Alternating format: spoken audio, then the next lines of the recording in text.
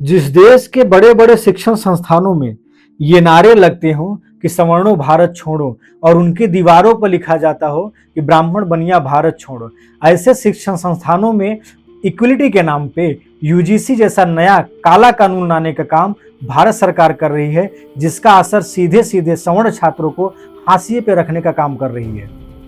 सरकार को चाहिए कि वो सवर्णों के लिए एक विशेष योजना लाए और उस योजना का नाम रखे SSY योजना, सवर्ण सुसाइड योजना या फिर सवर्ण साइनाइड योजना। इस योजना के अंतर्गत भारत सरकार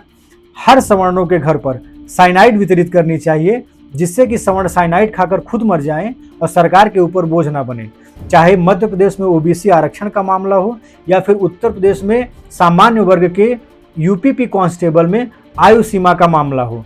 ये दोनों मामला शांत होने से पहले ही माननीय सुप्रीम कोर्ट ने एक नया आदेश दिया कि सभी सामान्य वर्ग की सीटों पर ST SC और OBC छात्रों का पूर्ण अधिकार है, जबकि उनका सीट उनके लिए रिजर्व रहेगा, लेकिन सामान्य वर्ग की सीटों पर इन सभी का अधिकार है। इन सब नियमों पर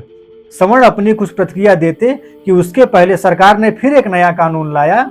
नीट PG में -40 अंक लाने वाले भी डॉक्टर बन सकते हैं, सवर्ण नहीं, ST SC और OBC के छात्र। मतलब मानव जीवन से सीधे खिलवाड़ किया जा रहा है। इस पर सवर्ण अपनी कुछ प्रतिक्रिया देते या इस पर सवर्ण कुछ बोलते, उससे पहले ही इक्वलिटी के नाम पर यूजीसी का एक नया कानून लाया, जिस कानून के तहत एक कमेटी बनाई जाएगी और उस कमेटी में केवल और केवल ST SC OBC और मुस्लिम समाज के लोग रहेंगे, जो हर शिक्षण संस्थान में जाकर ये चेक करेंगे कि कहीं उनके वर्ग के बच्चों के साथ कोई जाति भेदभाव तो नहीं हो रहा है। सबसे बड़ी बात यह है कि अगर वो लोग कंप्लेंट करते हैं और उनका कंप्लेंट झूठा है तो उन पे कोई सजा का प्रावधान नहीं है, लेकिन सवर्ण छात्र के बच्चों को सीधे